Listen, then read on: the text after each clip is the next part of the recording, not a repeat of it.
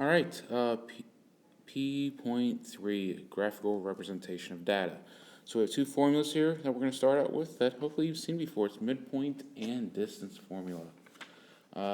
Midpoint formula is x sub 1 plus x sub 2 divided by 2, comma, y sub 1 plus y sub 2 over 2. And that's, both these are given 2 points, x sub 1, y sub 1, x sub 2, y sub 2. And distance formula is the square root of x sub 2 minus x sub 1 squared plus y sub 2 minus y sub 1 squared. And that will get you the distance between 2 points on a graph. Okay, now we need to do example. We're just going to do one of midpoint and distance. Let's find the midpoint. 1 plus 3 over 2,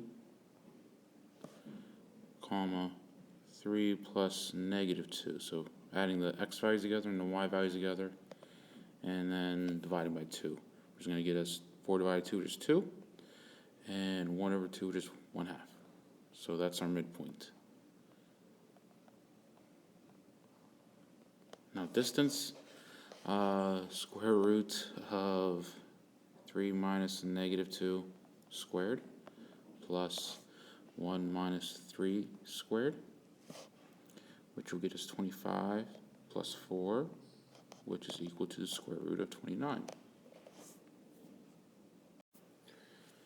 For those of you that are doing guide notes, we're going to do mostly applications of this in class because I think that would be a good place to start in class, because I'm sure we all know this, so it's just a matter of applying them. So let's hold off to applications for class, and we'll go straight next to reflecting and shifting objects.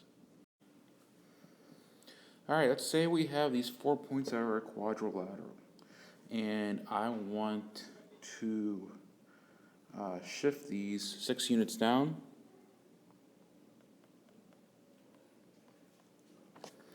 And let's say we do 10 units to the left.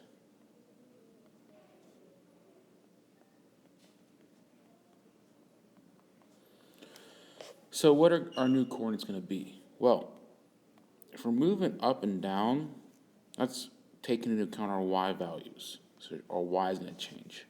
If we're moving left and right, x values are changing. So if we're moving 6 units down, we're subtracting 6. So your new y value is going to be 2, 0, 0, negative 4.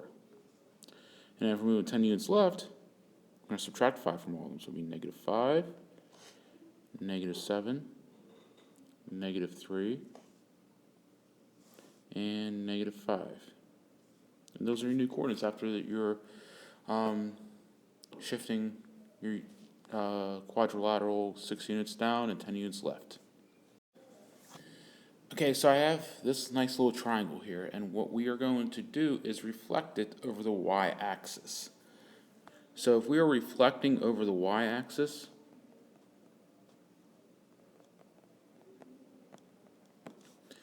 you're flipping the x values. Flip sign of x values. Okay, so flipping the sign of the x values, so that means instead of it being 1, 5, you're going to have negative 1, 5. And if you have 5, 4, you're going to have negative 5, 4. It's a little too high. Let's go down with that. There we go. And then if we have 2, 2, we're going to have negative 2, 2.